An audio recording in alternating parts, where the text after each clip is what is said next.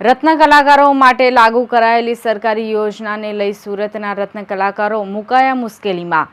યોજનાનો લાભ લેવા ઈચ્છતા રત્ન કલાકારોને ઉદ્યમ આધાર રજૂ કરવું પડશે તેવો પરિપત્ર જાહેર કરાયો। રત્ન કલાકારોએ ફોર્મ ભરી દીધા અને તમામ પ્રક્રિયા પૂર્ણ કર્યા બાદ આ પરિપત્રથી રત્ન કલાકારની મુશ્કેલી વધી છે। 3 મહિના પહેલા ફોર્મ ભરાયા હતા।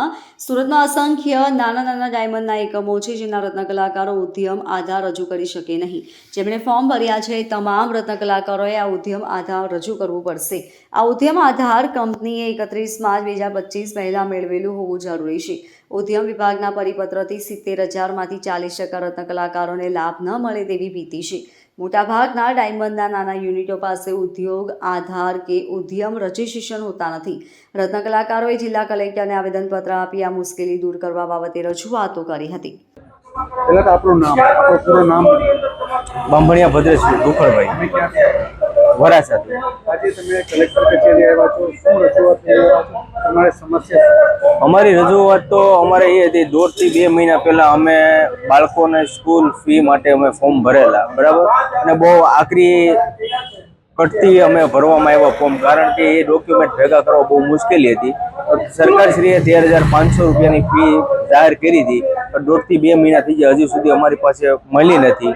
અને સ્કૂલનો એક હપ્તો આવી ગયો છે, બીજો હપ્તો આવી ગયો છે। સ્કૂલ તરફથી પણ કહેવામાં આવે છે કે હપ્તાના બે હપ્તાની ફી ભરી દો, તો એ નથી મળી। એ માટે અમે કલેક્ટર શ્રી સાહેબને રજૂઆત કરવા માટે આવ્યા છે ને આવેદનપત્ર દેવા માટે આવ્યા છે।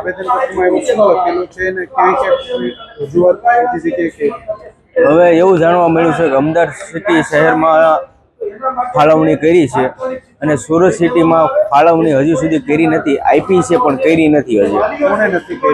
હવે એ તો આપણને ખ્યાલ નથી। હવે અત્યારે તો અમારી પાસે હજી અમારા બાળકો સુધી નથી પહોંચી, એટલે કલેક્ટર સાહેબને અમે રજૂઆત કરવા માટે આવ્યા છીએ। કેટલા વર્ષોથી હીરા ઘસી? મારા સમજી 21 વર્ષ થઈ ગયા છે હીરામાં। પૂરો પરિવાર?